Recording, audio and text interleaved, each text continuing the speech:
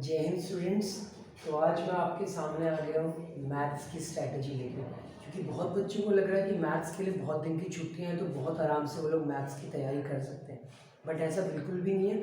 और मुझे मालूम है आज आपका एसएसटी का एग्ज़ाम था एंड आई होप आपका एग्ज़ाम बहुत अच्छा गया होगा। तो आपको आज का दिन ही काउंट करना है अपने मैथ्स की स्ट्रैटेजी के लिए। तो this will be your day 1। अब आपको करना क्या है बेटा, आज के दिन these 4 chapters you have to complete. ठीक है, ये वो 4 चैप्टर हैं जो कि ज़्यादा हैवी नहीं है, ये बहुत इजीली आप कर सकते हो। ठीक है, इजीली कर सकते हो। मैंने आज इजी चैप्टर इसलिए रखे बिकॉज आप एसएसटी के लिए बहुत पढ़ाई करी, बच्चों ने रात रात तक वो सोए नहीं है, सुबह तक पढ़ाई कर रहे थे। तो आपको आज कुछ ना कुछ कोशिश करके आपको ट्राई करना है ये चैप्टर्स आपके कवर हो जाए, ज़्यादा टाइम नहीं लगेगा। लेकिन स्ट्रैटेजी क्या होगी? First you will do the NCERT questions and then you will do PYQ questions. और अगर किसी को एनसीईआरटी क्वेश्चंस अच्छे से आते हैं so don't go for the NCERT questions, आप डायरेक्टली प्रीवियस ईयर क्वेश्चंस को सॉल्व करना। ठीक है ना? अच्छा, सबसे पहले स्टैटिस्टिक्स 7 मार्क्स की आ रही है बेटा स्टैटिस्टिक्स। और स्टैटिस्टिक्स में सिर्फ 3 टॉपिक है, मीन, मीडियन, मोड। और इनमें सबसे इंपॉर्टेंट क्वेश्चन कौन सा बनता है आप सबको पता है, जिसमें आपको फ्रीक्वेंसी में 1 या 2 मिसिंग होती है, आपको एक्स एंड वाई निकालना पड़ता है या फिर F1 और F2 निकालना पड़ता है। ठीक है, तो 7 मार्क्स का आ रहा है, 5 नंबर का एक क्वेश्चन आएगा और 1 नंबर के 2 क्वेश्चन आने वाले हैं। ठीक है, ये बहुत ईजी होने वाले हैं, ये क्वेश्चन भी ईजी रहेगा। ठीक है, लेकिन क्या पता ये क्वेश्चन घूम जाए, बट इतना ज़्यादा घूमने नहीं वाला ये। ठीक है, जैसे आपके एग्जाम्स आ रहे हैं उस हिसाब से देखा जाए तो ये 5 मार्क्स का क्वेश्चन है, बहुत ज़्यादा इजी होने वाला है। ठीक है ना? नेक्स्ट आपको करना है कौन सा चैप्टर?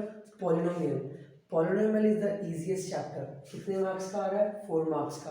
और 4 मार्क्स में आपको सिर्फ एक्सरसाइज 2.2 करनी है बस। 2.2 में सिर्फ 2 क्वेश्चन है, आपको वही करने हैं। ठीक है ना? और मुझे जो लगता है बेटा उसी में से क्वेश्चन आने वाला है। ठीक है ना? और उसमें एक टाइप के क्वेश्चन और होते हैं, के वाले क्वेश्चन। ठीक है ना? जो बुक्स में नहीं है। ठीक है ना? वो आपको बुक्स में अवेलेबल नहीं है, वो वाले क्वेश्चन वो बहुत ज़्यादा पूछे जाते हैं। वो कौन से क्वेश्चन है? Alpha beta, sum of zeros and product of zeros वाले जो क्वेश्चन होते हैं।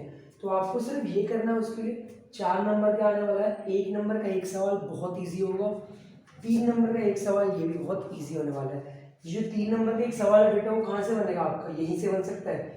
और अगर किसी की किस्मत रही तो बेटा 2.2 का जो फर्स्ट क्वेश्चन है वही बन जाएगा। ठीक है, जिसमें आपको क्या निकालना है? जीरोस फाइंड करने हैं एंड रिलेशनशिप को वेरीफाई करना होता है।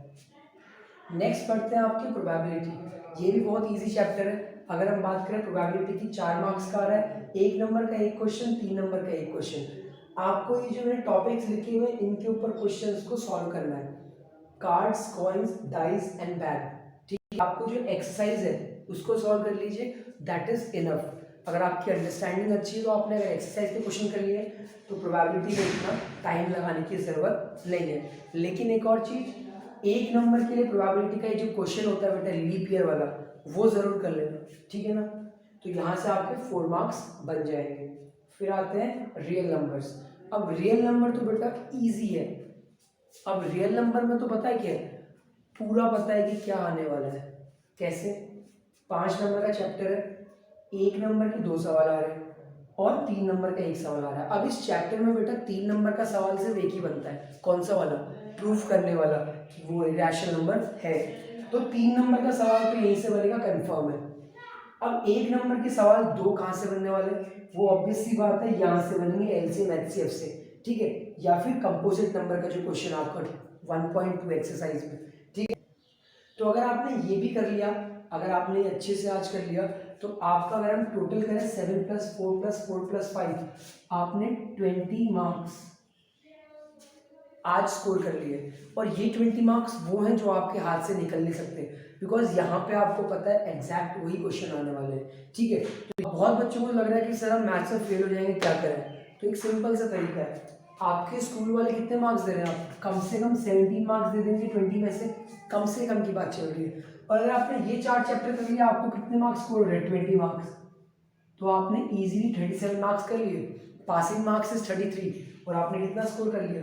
37। और ये तो सिर्फ 4 चैप्टर से जो कि आपने आधे दिन में कर लिए। ठीक है, तो ये आज आपको करने हैं पूरे अच्छे से।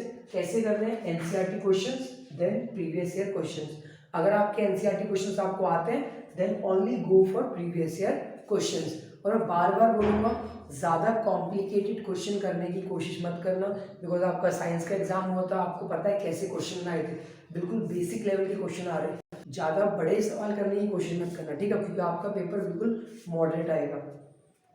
तो ये हो गया आपका डे 1, ठीक है। तो आज आपको इनको कंप्लीट करना है। फिर आपको डे 2 में क्या करना है बेटा, trigonometry, application of trigonometry, coordinate geometry and arithmetic progression.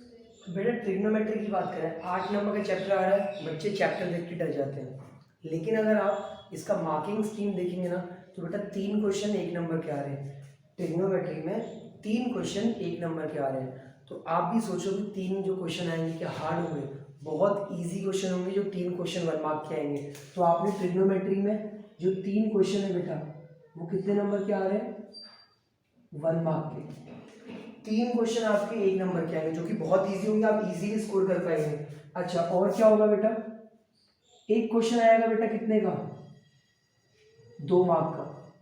एक क्वेश्चन आपका 2 मार्क्स का होगा जो कि वो भी बहुत इजी होने वाला है, ठीक है। यहाँ पे कितना स्कोर कर लिया बेटा आपने, 3 4 5 मार्क्स आपने स्कोर कर लिए ट्रिग्नोमेट्री में। बचे 3 नंबर, जो 3 नंबर का एक सवाल आएगा वो आपको ही पता है, सबको पता है वो क्वेश्चन कहाँ से आएगा, लास्ट एक्सरसाइज, जिससे सब लोग डरते हैं। लेकिन अगर आपको थोड़ा बहुत भी आता है, थोड़ा बहुत करके आएंगे, उसमें भी आप आधा नंबर स्कोर कर सकते हैं। तो ट्रिग्नोमेट्री बहुत ईजी है, उसको टफ बना के मत चलना, ठीक है ना। ट्रिग्नोमेट्री में आपको फर्स्ट एक्सरसाइज आनी चाहिए, सेकेंड आनी चाहिए और लास्ट वाली आनी चाहिए, बिकॉज जो थर्ड एक्सरसाइज है वो डिलीटेड है, क्योंकि 3 क्वेश्चन आ रहे हैं 1 नंबर के और एक क्वेश्चन आ रहा है 2 नंबर का और 3 नंबर का सवाल आएगा जो कि लास्ट एक्सरसाइज से बन सकता है। तो ट्रिग्नोमेट्री बहुत ईजी है। फिर आते हैं एप्लीकेशन ऑफ ट्रिग्नोमेट्री में, ये चैप्टर भी ईजी है बेटा। इसके आपकी बुक्स में 16 या 17 क्वेश्चन जो आप उसको कर लीजिए अलॉन्ग विद एग्जाम्पल, लेकिन आपको समझ में आना चाहिए डायग्राम कैसे बनते हैं। और इनकी मैंने शॉर्टकट ट्रिक भी डाल रखी है एप्लीकेशन ट्रिग्नोमेट्री की, कि आप देखते ही बता सकते हैं कि इसका आंसर क्या है, ठीक है। तो आप वो भी जाके चेक कर सकते हैं, ठीक है। एक क्वेश्चन 5 मार्क का होगा और एक क्वेश्चन 4 मार्क का होगा, और जो 4 मार्क वाला है वो केस बेस्ड क्वेश्चन होने वाला है, ठीक है ना। उसके बाद कोऑर्डिनेट ज्योमेट्री की बात करें तो बेटा इसमें भी केस बेस्ड, तो इन तीनों चैप्टर्स में केस बेस्ड वाला क्वेश्चन बनेगा। और केस बेस्ड वाले क्वेश्चन आपको पता है कितने मार्क्स के होते हैं, 4 मार्क्स के। तो यहाँ से भी केस बेस्ड का आएगा, यहाँ से भी और यहाँ से भी, ठीक है ना। अगर हम कोऑर्डिनेट ज्योमेट्री की बात करें, 4 नंबर का आपका केस बेस्ड आ गया, 2 नंबर बचे इसके, 2 नंबर आपके 1 नंबर वाले आने वाले। तो 1 नंबर के 2 सवाल आएंगे कहाँ से, कोऑर्डिनेट ज्योमेट्री से, और जो कि बहुत ज़्यादा इजी होंगे, बिकॉज क्यों, कोऑर्डिनेट ज्योमेट्री में से 2 ही चीज़ तो आनी चाहिए आपको, section formula and distance formula, that's it, और कुछ नहीं, ठीक है। फिर आते हैं अर्थमेटिक प्रोग्रेशन, ये कितने नंबर का है, 4 नंबर का, और यहाँ से सिर्फ केस बेस्ड क्वेश्चन आ रहे हैं। तो मैं आपको सजेस्ट करूँगा कि अगर आपको एनसीईआरटी क्वेश्चन आते हैं, क्योंकि बहुत ज़्यादा बच्चों को कॉम्प्लिकेशन लगती है इस चैप्टर में, अगर आपको इसका आता है NCERT question then only do the case based question. सिर्फ केस बेस्ड वाले क्वेश्चन जहाँ से कर सकते हो बस वही करो, ठीक है। उन्हीं में से कोई ना कोई पक्का लग जाएगा आपका। तो इस तरह से आप अपना डे 2 में ये 4 चैप्टर कवर करेंगे, और डे 1 जो कि आज है आपको ये 4 चैप्टर कंप्लीट करने हैं, ठीक है। अगर आपने स्ट्रैटेजी को फॉलो किया तो I can assure you that you will be able to easily score more than 70 marks out of 80 in your maths exam. So science के लिए भी स्ट्रैटेजी बनाते हुए मैंने आपको बोला था कि बाहर का इतना मत पढ़ो, स्पेसिफिक टॉपिक्स पढ़ो। उसी तरह यहाँ पे मैं बोलूँगा NCERT question then previous year question. If you know how to do NCERT question then only do the previous year questions. I hope this video will help you. Thank you so much.